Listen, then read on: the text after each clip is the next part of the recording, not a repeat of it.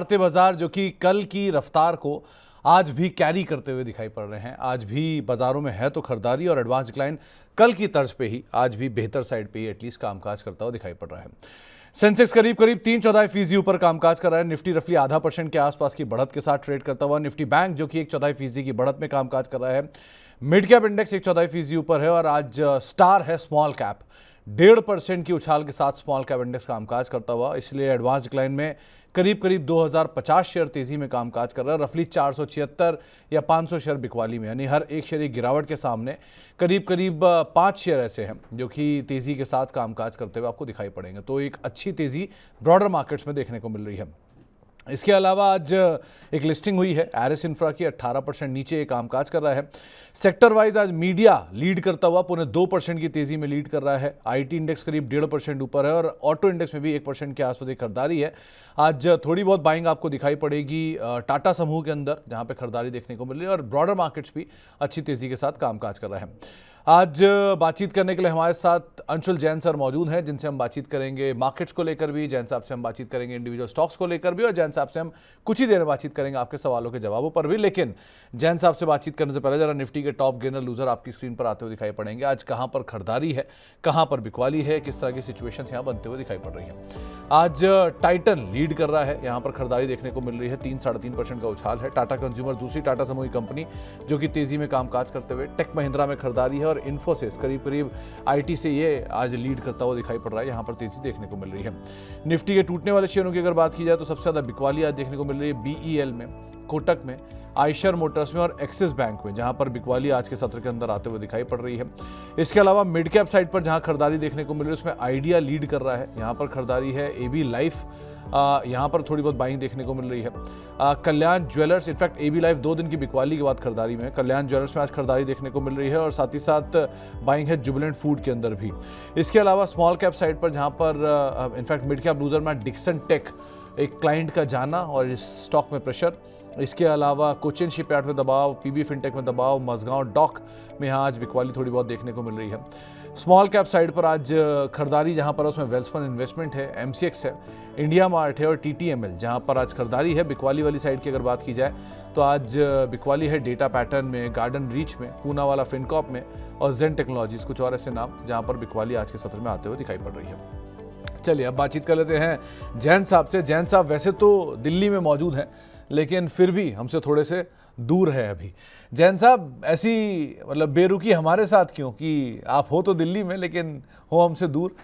खैर मुझे पता है आज आप अपनी मीटिंग्स के साथ बिजी हो तो इसलिए भी क्या ही बोला जाए, लेकिन बहुत बहुत शुक्रिया जैन साहब हमारे साथ जुड़ने के लिए और बिजी शेड्यूल में से अपना समय निकाल कर हमारे साथ आज मौजूद रहने के लिए। क्या देख रहे हो मार्केट्स में? दूसरा दिन तो बढ़िया चल रहा है मार्केट का सो फार। कंफर्ट है क्या बाजार में? सर पहले ये बताइए, कल आपकी पूरी डाउट एकदम क्लियर हो गई ना, स्टॉक फ्लैट कैसे करता है? हाँ, अच्छा वो जैन साहब जो रेफरेंस पॉइंट में बोल रहे हैं, असल में एक मास्टर क्लास की है कल जैन साहब ने हम लोगों के साथ, तो वो मास्टर क्लास के अंश आप लोग जल्दी देखेंगे वीकेंड पे। लेकिन अभी के लिए क्या है, उस वही क्लास की बात हो रही है। तो कल शाम को मैं जैन साहब को बहुत देर तक ग्रिल करता रहा ये पूछने के लिए कि फ्लर्ट कहाँ हो रहा है, चार्ट पे जरा दिखाओ फ्लर्ट का है।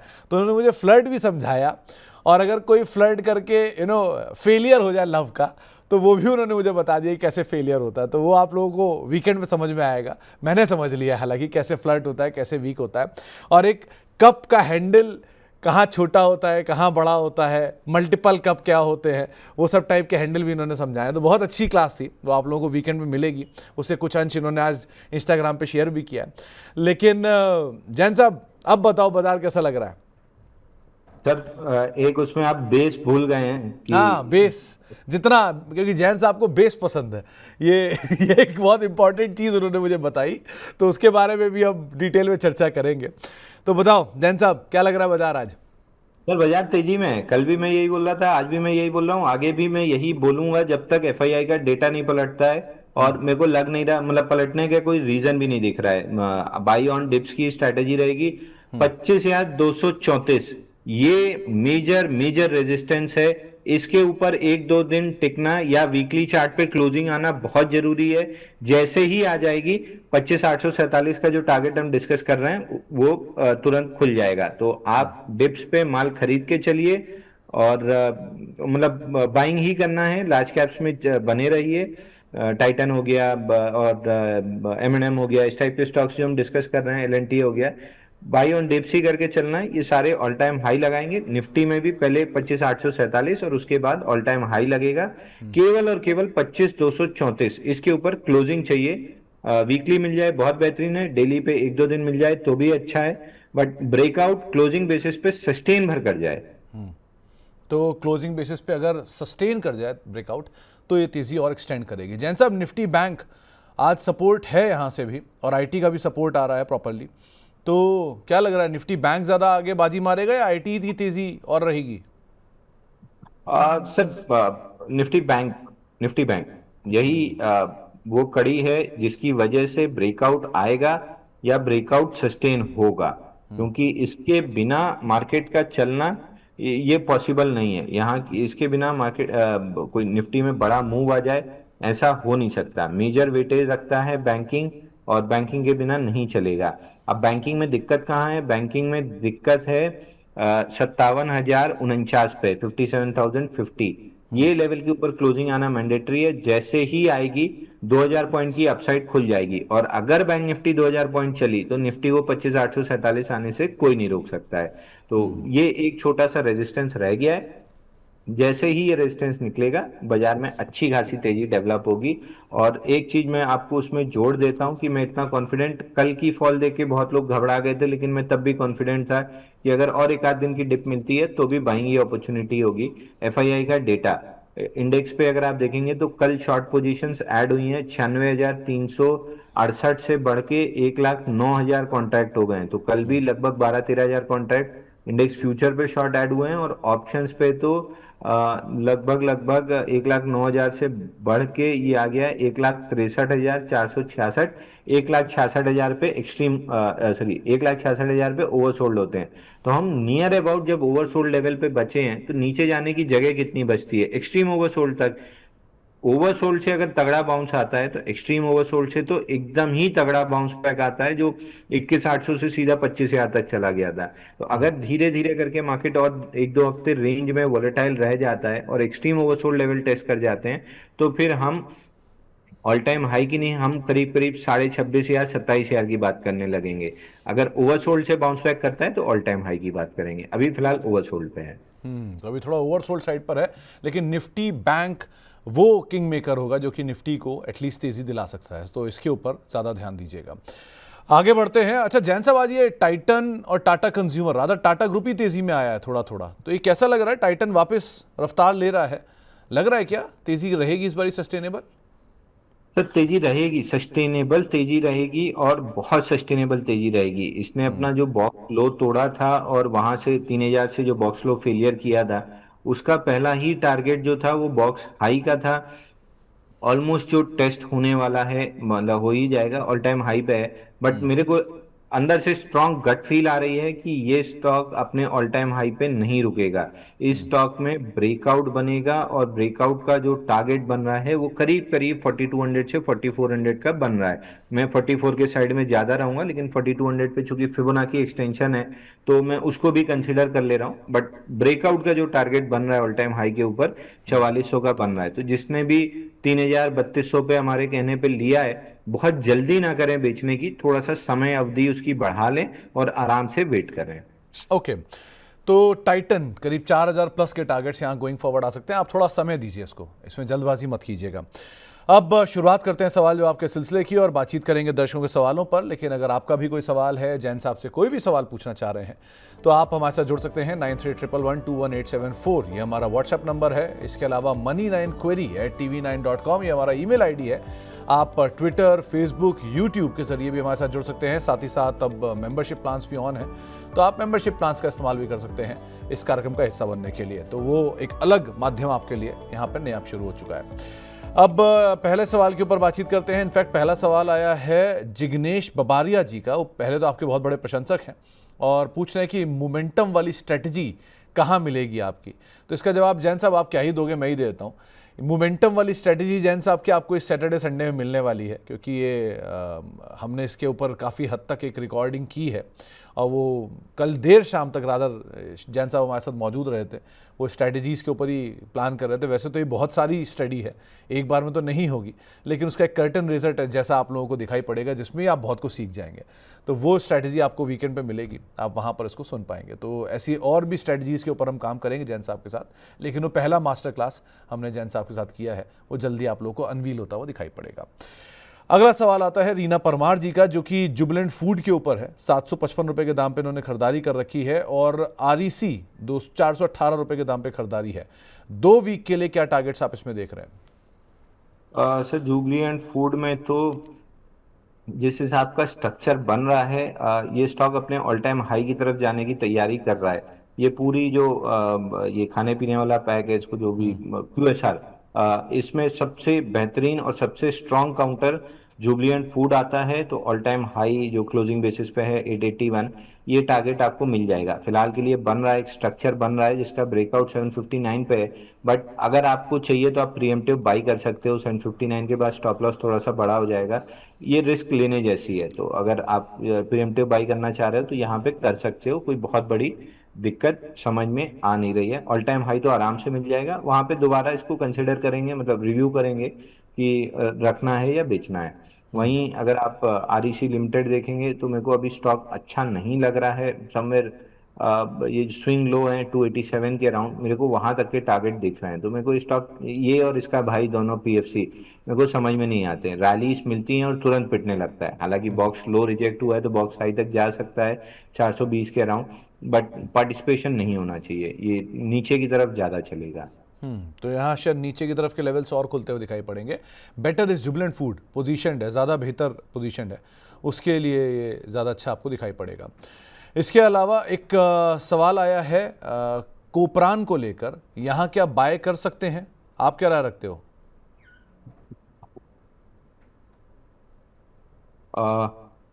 सर अगर नजरिया आपका नहीं, कोपरान में बाइंग नहीं बनती है सर। कोपरान में अगर निकलता है 205 रुपए तो फिर कोई बाइंग ट्राई की जा सकती है, लेकिन 205 के नीचे जब तक है तब तक मैं स्टॉक को नहीं छेड़ना पसंद करूंगा। एक प्रोबेबिलिटी ज्यादा है कि ये स्टॉक नीचे में 160 रुपए तोड़ के थोड़ा सा स्विंग लो 141 की तरफ जा सकता है। बट 50-50 है, डाइसी सिचुएशन है, अभी अवॉइड कर दीजिए। अगर 205 निकला तो फिर एक बार बाइंग ट्राई की जानी चाहिए, और बेटर है कि 205 निकले तो एक बार सवाल पूछ लें तो ज्यादा क्लियर हो जाएगा।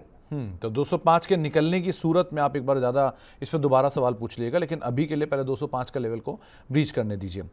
एक सवाल आया है जियोजित को लेकर, करीब करीब 78 रुपए के दाम पर 50,000 शेयर ले रखे हैं इन्होंने।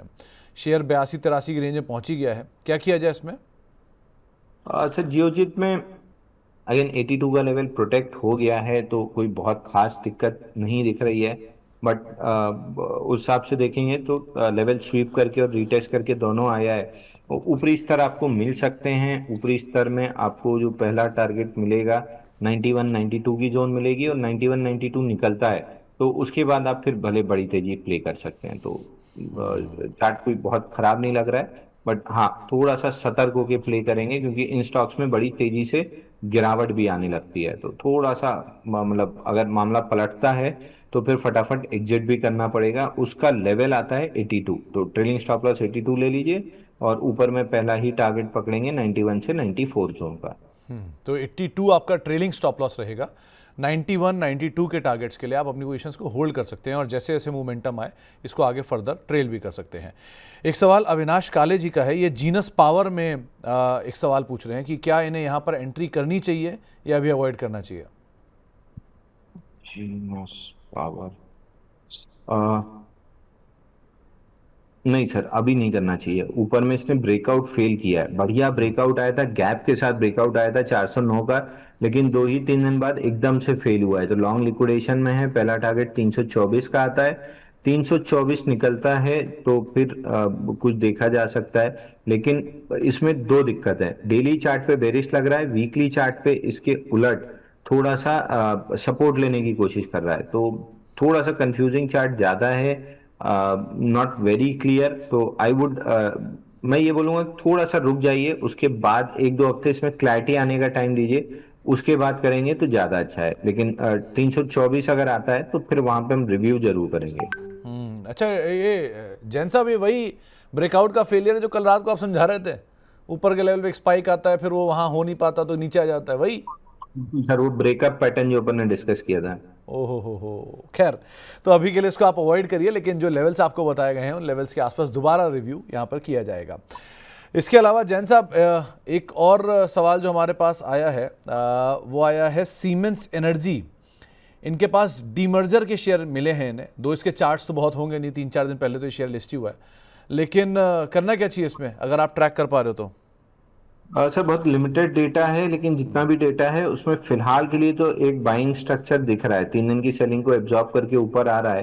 तो 3 से 5 दिन का और समय दीजिए। 2867, 2867, 2870, ये जोन तक आ जाएगा। अगर ये जोन पार हुई तो फिर थोड़ी सी और तेजी देखने के लिए मिलेगी। तो 2870 के जोन्स अगर निकल जाते हैं तो शायद तेजी और एक्सटेंड हो जाए, ज़रा उस पार्ट को भी आप ध्यान रखिए और अकॉर्डिंगली यहाँ पर अपनी रणनीति बनाइएगा। एक टाटा टेक पे साक्षी मित्तल जी का सवाल है, इनके पास 698 रुपये के दाम पर खरीदारी है और अभी करना क्या चाहिए वैसे? और इनका पूछना है क्या ये टाइटन बन सकता है, अगला टाइटन? सर ये टाइटन है, बन नहीं सकता, ये टाइटन है। बट समस्या ये है कि टाइटन को भी टाइटन बनने में 10 साल लगे थे, तो इसको भी टाइटन बनने में उतना समय लगेगा। आपकी एक्सपेक्टेशन अगर बहुत जल्दी की है तो फिर दिक्कत आएगी। बाकी मेरे हिसाब से कोई स्टॉक में दिक्कत नहीं है, मेरे पर्सनल पोर्टफोलियो में रखा हुआ है। मैं कम से कम 900 रुपए के आसपास तक तो कम से कम देखूंगा, उसके बाद बेचूंगा, क्योंकि मैं इन्वेस्टर नहीं हूं, मैं ट्रेडर हूं। तो मैं अपने हिसाब से ट्रेडिंग पोजीशन लिया हूं। बट अगर आपको रखना है लॉन्ग टर्म के लिए तो no doubt this is one of those share जो टाटा ग्रुप में टाइटन बनने की पूरी पूरी क्षमता रखते हैं। इसमें एक ही दिक्कत थी, 803 पे वो था मंथली का एक फेयर वैल्यू गैप था, जिससे रिएक्शन आया है। रिएक्शन में वॉल्यूम नहीं है। जो लास्ट सेल ऑफ इसमें आया था वीकली चार्ट में 28 अप्रैल वाले वीक में, उसी को रिटेस्ट करने थोड़ा सा नीचे आया है। तो इवेंचुअली उस कैंडल के जब तक हाई के ऊपर है बहुत दिक्कत नहीं है। तो शॉर्ट टर्म प्लेयर्स करीब करीब स्विंग हाई 797 का टारगेट ले लें। उसके ऊपर अगर चला तो बेसिकली जो टारगेट बनता है वो समवेयर अराउंड 970 990 का बनता है। तो वो जोन आती हुई दिख रही है, उस जोन में मैं प्रॉफिट बुकिंग करने की कोशिश करूंगा। तो साक्षी मैम, एक चीज़ और जो आपको पहली लाइन में जैन साहब ने समझा दी कि टाइटन को टाइटन बनने में 10 साल लगे, मैं उसको थोड़ा और बेटर कर देता हूँ। टाइटन को टाइटन बनने में कम से कम 40 साल लगे हैं। आप 1984 से लिस्टेड है टाइटन, मतलब कामकाज शुरू किया था तनिष्क का, और 2004 तक 1995 से लेकर 2001 तक ये कंपनी लॉस मेकिंग कंपनी थी। वहाँ से इसमें टर्न अराउंड हुआ और टर्न अराउंड के बाद ये सिचुएशन यहाँ तक पहुँची है। सो ये पूरी हिस्ट्री जो है ये 25, 30, 40 साल की है। इसलिए, और झुंझुनवाला साहब ने भी इसके अंदर जो पहला इन्वेस्टमेंट किया था 2003 में किया था, तो 3 से लेके आज तक वो इसको होल्ड कर रहे हैं। सो आप अंदाज़ा लगा लीजिए किस तरह का पेशेंस चाहिए मार्केट में टाइटन को टाइटन जैसा रिटर्न लेने के लिए। सो अगर वो है तो आप कॉल लीजिएगा, एल्स आपको रणनीति बताई दी गई है। इसके अलावा शोभा लिमिटेड में फ्रेश एंट्री की जा सकती है क्या? शोभा लिमिटेड में नहीं सर, अभी इसमें एक ब्रेकआउट आया था 1403 रुपए का, उसी को रिटेस्ट करने स्टॉक नीचे आएगा। तो 1403 आते हुए दिख रहा है। अगर वहां पे प्रोटेक्शन मिला और वीकली चार्ट पे कोई बुलिश कैंडल बनी तब तो बाइंग बनेगी, और नहीं बना तो फिर अवॉइड कर देंगे। बट 1403 आने की प्रोबेबिलिटी काफी अच्छी है। तो 1403 आने की प्रोबेबिलिटी थोड़ी ज़्यादा है यहाँ पर। एक हैंडल है जैन साहब, शिव भक्त सुमित, और पहले बता दूं ये मेरा से कोई लेना देना नहीं है इसका। तो उन्होंने इस बात साफ लिखी है कि अंशुल सर के बारे में यही कहूँगा कि उनका नेचर करेले की तरह है, कड़वा होता है लेकिन सेहत के लिए फ़ायदेमंद होता है। तो जैन साहब, मतलब आजकल करेले ज़्यादा हो रहे हैं क्या, पहली चीज़? दूसरी चीज़, मतलब क्योंकि मेरा तो ये मानना नहीं है, ये सुमित जी का मानना है। और दूसरी चीज़, इनके पास केनरा बैंक के शेयर हैं, 400 शेयर हैं 108 रुपये के दाम पे। कुछ कहना चाहोगे? सर जाकी रही भावना जैसी। अब गलत नहीं बोल रहे हैं, क्योंकि जब आप शेयर की सलाह मुझसे ले रहे हैं तो आई बिलीव कि मैं डॉक्टर हूं, और अगर आपके शरीर में कोई बीमारी है तो उसको काट के अलग करना मेरा काम है। तो वो प्यार से तो नहीं होगा, उसके लिए थोड़ा सा कड़वा बोलना ही पड़ेगा। जरूरी तो है सर ये? आप हंसी मजाक करने बैठिए तो मुझसे लाइवली आदमी नहीं मिलेगा। अपन ने कल रात को जितनी मस्ती की है रिकॉर्डिंग करते समय, वो तो एक महिला थी रिकॉर्डिंग रूम में, इसलिए सबकी भावनाएं बड़ी कंट्रोल में थी। नहीं तो फिर वो भावनाएं और खुल के निकलती। तो जगह बदलती है, रोल बदलता है, तो थोड़ा सा नेचर उस हिसाब से बदलता है। क्योंकि अगर शेयर की आप सलाह मांग रहे हैं तो आपका पैसा इन्वॉल्व है, तो मैं आपकी भावनाओं से ज्यादा आपके पैसे की कदर करता हूँ। तो फिर वही बोलूंगा जो सही है। अब अच्छा लगे बुरा लगे वो फिर आपको समझना पड़ेगा। एग्री। तो खैर ये बात बिल्कुल सही है कि जब एक तरफ प्रोफेशनलिज्म होता है, एक तरफ पर्सनल है। कभी आप जैन साहब से मिलेंगे तब आपको समझ में आएगा कि ये किस तरह के आदमी हैं। लेकिन अभी क्योंकि यहाँ पर पैसा इन्वॉल्व है और आप ट्रबल में हैं, अगर आपकी सिचुएशन ख़राब दिख रही है उनको तो साफ बोलेंगे कि नहीं, एग्जिट। अब वो आप जितनी उससे आपको लगाव हो आपके शेयर से, उनको कोई लेना देना नहीं है। खैर जैन साहब, इनका सवाल केनरा बैंक पर था, वहाँ क्या किया जाए? कैनरा बैंक होल्ड करना चाहिए सर। कैनरा बैंक में मच नीडेड पुल बैक आ चुका है, थोड़ा सा एक गैप भी छूटा हुआ है ऊपर में। पहले उसको फिल करेगा, एब्जॉर्ब करने में थोड़ा सा समय लगा सकता है, बट इवेंचुअली इस स्टॉक को जाना ऑल टाइम हाई पे है। अगेन बार बार मैं डिस्क्लेमर देता हूँ, एक बार फिर दे देता हूँ कि ये फैमिली पोर्टफोलियो में है और हम इसको ऑल टाइम हाई तक के लिए प्ले कर रहे हैं। 109.50 तक आना था पुल बैक, उससे थोड़ा सा नीचे 106 तक आ गया। बट जिस हिसाब की रिकवरी है वीकली चार्ट पे, अच्छी रिकवरी है। ओके, तो आपको राय दी गई है, आप एक अच्छी रिकवरी फेज के अंदर स्टॉक कामकाज कर रहा है। पटेल साहब का एक सवाल आया है, वो सीजी पावर के ऊपर आपसे एक राय ले रहे हैं। वैसे वो टाटा टेक भी उनके पास है, लेकिन ठीक है, उस पर आप राय दे चुके हो ऑलरेडी। सीजी पावर 680 रुपए के दाम पे इन्होंने खरीदारी कर रखी है, यहाँ क्या किया जाए? सीजी पावर में आपको एक ही काम करना है सर, थोड़ा सा वेट करना है 704 रुपए निकलने का। अगर 704 ये स्टॉक निकाल लेता है, 703 704 की जोन, तो इस स्टॉक में वीकली पे फ्लैग पैटर्न का ब्रेकआउट होगा, और वो भी एक हायर लो बनाने के बाद रीटेस्ट करके।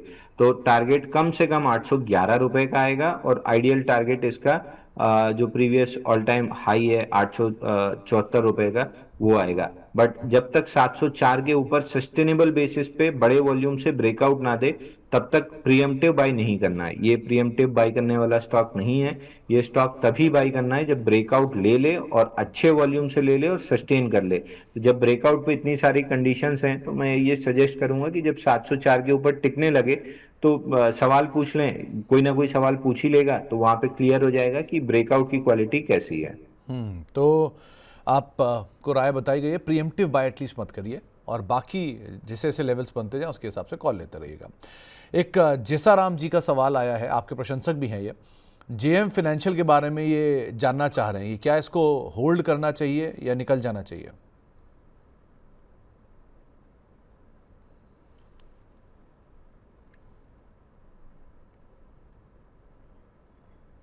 जैन साहब, चलिए शायद उनसे अभी संपर्क टूट गया है, क्योंकि वो आज सामने मौजूद नहीं है, ना वो ऑफिस में मौजूद है, इस चक्कर में थोड़ा नेटवर्क का इशू है। लेकिन अगर आपके जेएम फाइनेंशियल्स के स्टॉक के बारे में बात की जाए तो हाल फिलहाल का थोड़ा सा आउट परफॉर्मर ज़रूर आता हुआ दिखाई पड़ा है। करीब करीब 3% की तेज़ी देखने को मिली है पिछले रफली मई महीने से लेके अब तक। ये शेयर ऑलमोस्ट डबल के आसपास हुआ है। जब इसका एक महीने का चार्ट लेकर आइए, क्योंकि इसके एक महीने के चार्ट के अंदर आपको ज़्यादा क्लियर विजन आएगा। ये पिछले एक महीने के दौरान रफली 90-95 रुपये के आसपास का शेयर हुआ था करता था। ये आपके सामने 100 रुपये के आसपास से शेयर से एक अच्छी तेज़ी देखने को मिली है। तो यहाँ बढ़िया अपमूव तो देखा है, 32 रुपये के आसपास की तेज़ी या 26-27% की तेज़ी पिछले एक महीने में दिखा चुका है। जैन साहब, अगर आप सुन पा रहे हो तो जेएम फाइनेंशियल में क्या करना चाहिए? सर जेएम फाइनेंशियल में बढ़िया रिकवरी आई है, मंथली चार्ट पे बढ़िया रीटेस्ट करके दोबारा चला है।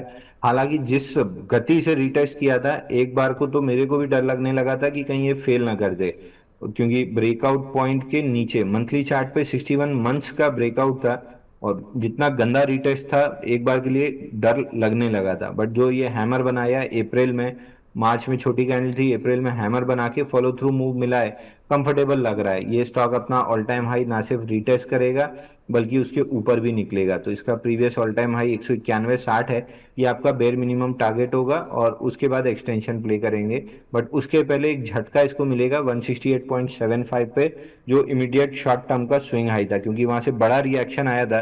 तो वहां आते आते एक बार थोड़ा सा सेलिंग प्रेशर फेस करेगा। तो 168.75 आपका रेजिस्टेंस है, और टारगेट जो है आपका वो 191 रुपये 60 पैसे का है। तो 168 रुपये की रेंज में कहीं एक बार को रुकेगा, अगर वो निकल गया तो 191 तक जा सकता है, लेकिन अच्छी तेज़ी यहाँ पर देखने को मिली स्टॉक के अंदर। आदित्य नहाटा साहब का सवाल आया है, इनके दो शेयर हैं। पहला तो बेल राइज, हाल की ही लिस्टिंग है, सो चार्ट तो बहुत नहीं होगा, 102 रुपये के आसपास का इनकी खरीदारी है। और दूसरा शक्ति शुगर, ये शुगर साइकिल में चलने वाला स्टॉक है, 27-28 रुपये पे इन्होंने खरीदारी की है। क्या करना चाहिए इन दोनों में? तो शक्ति शुगर से स्टार्ट करते हैं। शुगर के छोटे छोटे स्टॉक्स ब्रेकआउट दिए थे, लेकिन लास्ट वीक जो फेलियर आया है वो बहुत खराब आया है। बट अब दिक्कत दूसरी ये भी हो गई कि इस वीक में फॉलो थ्रू सेलिंग नहीं आई, मेजर सपोर्ट से रिटेस्ट करके चलने लगे, तो मोस्ट लाइकली ये स्टॉक शायद साइडवेज चले जाएंगे।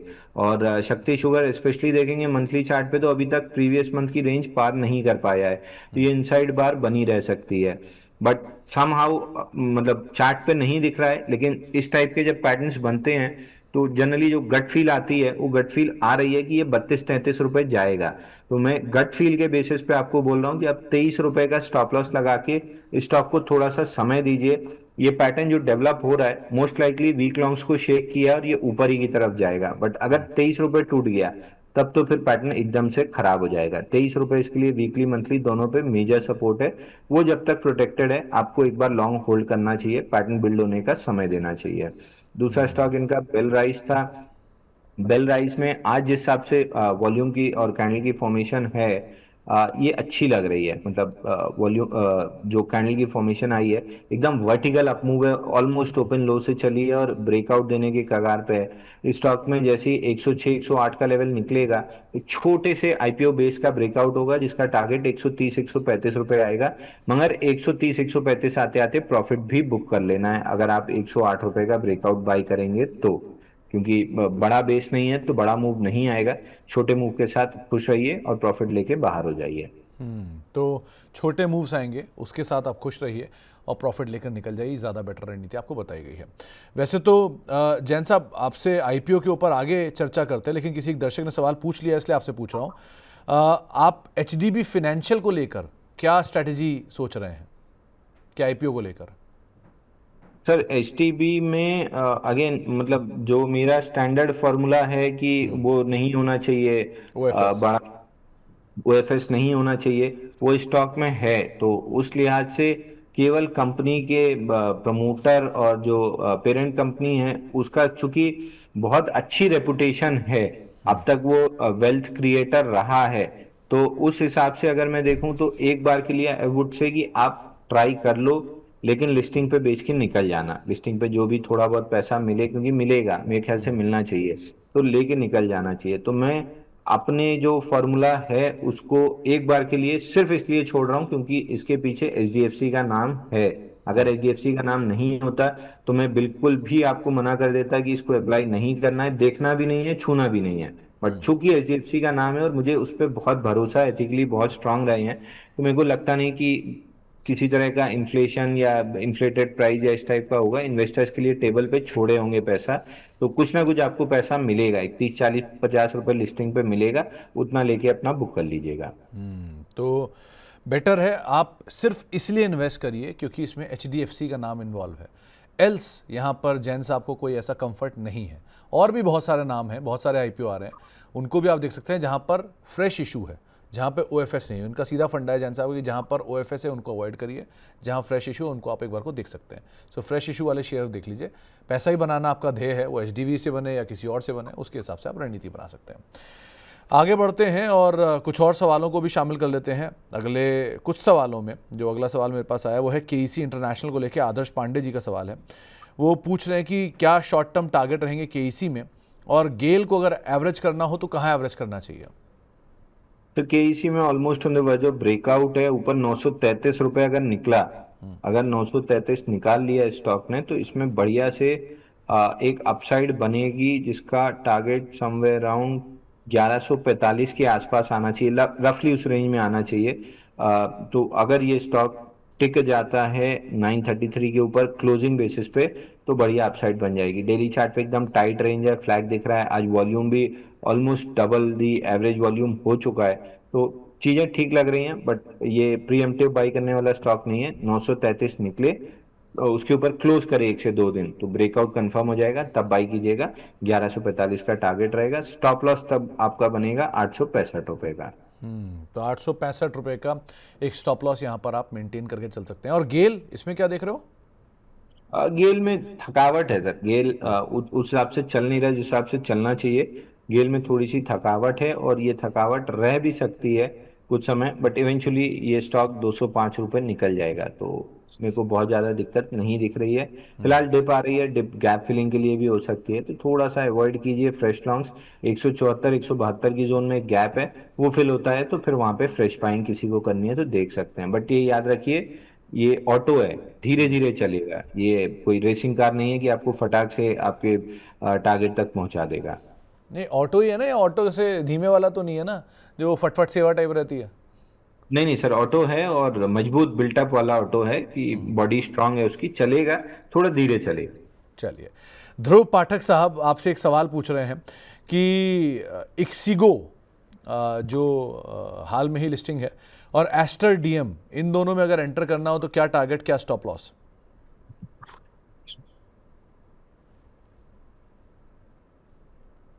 सर इक्जिगो में तो देखिए, लास्ट वीक जिस हिसाब से वर्टिकल फॉल आई थी, ब्रेकआउट स्टॉक ने फेल कर दिया। आया था इसमें ब्रेकआउट 180 के राउंड का। लास्ट वीक की कैंडल वर्टिकल, मतलब इस तरीके से बुलिश कैंडल बनी ब्रेकआउट की, और उसको वर्टिकली इसी तरीके से रिवर्स कर दिया। लेकिन करंट वीक में हैमर बन रहा है, तो अब मैं थोड़ा समय दूंगा स्टॉक को। अगर अब नया ब्रेकआउट पॉइंट 190 191 है, अगर ये लेवल निकलता है तो I would be a buyer in this counter, क्योंकि फिर वीक लॉन्ग्स एलिमिनेट हो चुके रहेंगे।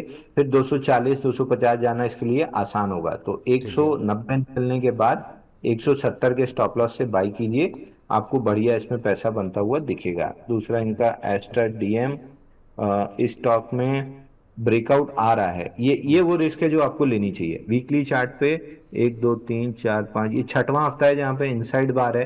प्रीएम्प्टिव बाई करना चाहिए 558 के स्टॉप लॉस से। 558 का स्टॉप लॉस लगाइए, प्रीएम्प्टिव बाई है। जैसे ब्रेकआउट देगा 608 रुपए के ऊपर, स्टॉक में 700 740 तक की मूव आएगी। तो प्रीएम्प्टिव बाई कीजिए, छोटी क्वांटिटी बाई कीजिए। बड़ी क्वांटिटी लाइक ये स्टॉक दिख नहीं रहा है, क्योंकि थोड़ा सा स्ट्रक्चर, मतलब वॉल्यूम वाइज थोड़ा सा ढीला है। तो छोटी क्वांटिटी, अगर 100 नॉर्मली खरीदते हैं तो 25 ही खरीदिए, बट रिस्क लीजिए इसमें, ये रिस्क लेने जैसी है। 558 का क्लोजिंग बेसिस स्टॉप लॉस, 700 740 का टारगेट रहेगा। नितेश सारंगी जी का एक सवाल आया है, जियो फाइनेंस के शेयर हैं इनके पास 260 रुपये पे, और ये प्रॉफिट बुक कर लें या होल्ड करें या और ऐड करें? 310 रुपये 50 पैसे तो आ रहा है। अगर वो निकल गया तो फिर और तेजी बनी रहेगी। और ओवरऑल मेरे को जियो फाइनेंस मंथली चार्ट पे 347 का ही स्विंग हाई रेजिस्टेंस है, मंथली बीइंग ज्यादा स्ट्रांग। 347 तक का टारगेट दिख रहा है, तो 310 50 यहाँ पे अगर नहीं अटका तो फिर 347 तक के टारगेट मिलने चाहिए। तो एक राय आपको जियो फाइनेंस के संदर्भ में भी दी गई है। श्री राम दीपक सिंह हमारे एक मेंबर हैं, इनका एक सवाल आया है, रिलायंस पावर के 32 रुपये के दाम पे इनके पास खरीदे हुए शेयर हैं, और रिलायंस इंडस्ट्रीज के 1230 रुपये के दाम पर। इन दोनों में क्या करना चाहिए? रिलायंस पावर जैसा हम एक्सपेक्ट कर रहे थे कि ये 64 के आसपास तक पुल बैक करेगा, थोड़ा सा और डीपर पुल बैक हो गया इसमें 60 रुपये 44 पैसे तक। अब डेली चार्ट पे आज पांचवा दिन है इनसाइड बार का, और इनसाइड बार की जो मदर बार है उसका हाई है 66.81। आप 67 राउंड फिगर पकड़ लीजिए। अगर 67 निकलता है तो फिर स्टॉक में वापस से 84 85 तक की अपसाइड बनेगी। दैट बीइंग सेड, और अगर 67 का ब्रेकआउट बाई कर रहे हैं तो स्टॉप लॉस 60 का आएगा। That being said, ADAG group है, मैं बिल्कुल भी नहीं छूंगा, मैं ट्रेड नहीं करूंगा, क्योंकि एक खराब न्यूज और एकदम मुंह के बल गिरने लगता है तो फिर फंस जाते हैं, निकलना बड़ा मुश्किल होता है। तो मैं नहीं करूंगा, बट अगर आपको करना है तो 67 के ऊपर 60 के स्टॉप लॉस से 80 84 तक के लिए प्ले कर सकते हैं। और रिलायंस इंडस्ट्रीज?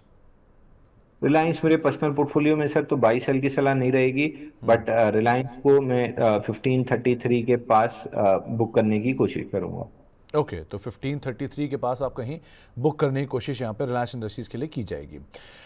कुछ और सवालों को भी शामिल कर लेता हूँ। इसमें एक सवाल आया है श्रीराम लिमिटेड को लेकर, आई थिंक श्रीराम प्रॉपर्टीज़ होगा, 104 रुपये के दाम पे खरीदारी है। सो करना क्या चाहिए इसमें? फाइनली आज जाके चला है सर, 3 हफ्ते की टाइट रेंज कंसोलिडेशन से आज निकल रहा है।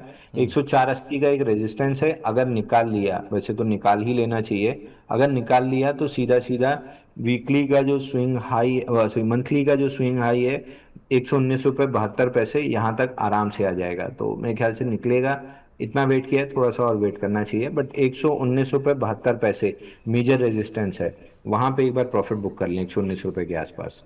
ओके। मनीष शर्मा जी हमारे साथ मौजूद हैं जयपुर से बातचीत करने के लिए। शर्मा साहब नमस्कार। नमस्कार सुमित जी। नमस्कार शर्मा साहब, क्या हाल चाल है आपके, कैसे, क्या सवाल है आपका? जी मैं ठीक हूँ। मैं अंशुल जी से एक सवाल पूछना चाह रहा था। जी पूछिए ना। एक वीआईपी इंडस्ट्रीज करके एक शेयर कल रिकमेंडेड था, मैंने 1000 क्वांटिटी लिया था। ठीक है। 439.90 पे। ठीक है। और आज वो काफी नीचे आ चुका है, शायद जो दिया हुआ स्टॉप लॉस था उसके आसपास। ठीक है। तो मैं जस्ट जानना चाह रहा था कि व्हाट शुड आई डू। तो आप अभी इसमें ट्रेडिंग के लिए ही बने हैं, राइट शर्मा साहब? बना हूँ, लेकिन अगर मेरे को फोर्सफुल इन्वेस्टर बनना पड़ेगा तो आई कैन। तो आप लॉस नहीं बुक करेंगे लेकिन? यस यस, नहीं मैं बुक करूंगा। मैं अगर अंशुल जी का रिकमेंडेशन होगा कि मुझे इसे में से एग्जिट करना है, ठीक है, तो आई विल एग्जिट। चलिए। तो जैन साहब, वीआईपी इंडस्ट्रीज इन्होंने खरीदारी की 439-440 रुपए की रेंज में, वहां से 13 रुपए नीचे भी ये कामकाज कर रहा है। 1000 शेयर इनके पास है, क्या करना चाहिए? स्टॉप लॉस जहां बताया था वहीं पे स्टिक करें या निकल जाएं? अभी क्या करें फर्दर? जैन साहब सुन पा रहे हो आप? चलिए, शायद उनका आउटपुट फिर से फ्रीज हो गया है। आप शर्मा साहब मुझे थोड़ा सा और समय दीजिए, हम जैन साहब से दोबारा संपर्क साधने की कोशिश कर रहे हैं और उसके हिसाब से हम आपका सवाल की राय देंगे। अगर आप मुझे सुन पा रहे हो जैन साहब, तो एक चीज़ और आपसे मैं पूछना चाहूँगा कि आप ट्रेडिंग के लिए ही काम करते हो या इन्वेस्टर भी हो? चलिए, जैन साहब से भी और शर्मा साहब से भी दोनों में संपर्क टूट गया। हालांकि ये शेयर आज 2.5% नीचे कामकाज करता हुआ दिखाई पड़ रहा है। जैन साहब सुन पा रहे हो? तो वीआईपी इंडस्ट्रीज क्या किया जाए? सर वीआईपी इंडस्ट्री में एक अपनाइडल पैटर्न का ब्रेकआउट आया है 84 डेज का एट 399, उसको 8 दिन लगा के रीटेस्ट करके चल रहा है पिछले 3 दिन से। तो आप थोड़ा सा महंगा खरीदे हैं, खरीदने की रेंज 399 414 की थी, बट नॉनदलेस अभी पैटर्न में कोई दिक्कत नहीं है। ब्रेकआउट बड़े वॉल्यूम पे था, almost 5x 6x of average volume पे ब्रेकआउट था। तो आई वुड सजेस्ट कि आपको थोड़ा सा समय देना चाहिए। ट्रेलिंग स्टॉप लॉस ले लीजिए 397 का, 397 रुपए के नीचे क्लोज करे तो लॉन्ग से एग्जिट कर लीजिएगा, लॉस बुक कर लीजिएगा। नहीं तो आपको पहला टारगेट जो मिलेगा वो वीकली का स्विंग हाई मिलेगा 497.7, तो 497 रुपये 70 पैसे जाते हुए दिख रहा है। 90% चांस है कि अपना टारगेट अचीव करेगा, 10% चांस है कि स्टॉप लॉस खा सकता है। उम्मीद तो कम है, 90% चांस है कि ये आपको वीकली स्विंग हाई तो दे ही देगा 497 का। तो ये स्टॉप लॉस कहाँ रखें लेकिन? 397 क्लोजिंग बेसिस पे। ओके, तो 397 क्लोजिंग बेसिस पे शर्मा साहब एक स्टॉप लॉस लेके चलो और बने रहो। लेट्स सी क्या लेवल्स आता है, लेकिन चांसेस हैं कि आपके टारगेट्स भी अचीव होंगे और प्रॉफिट भी यहाँ पे आता हुआ दिखाई पड़ेगा।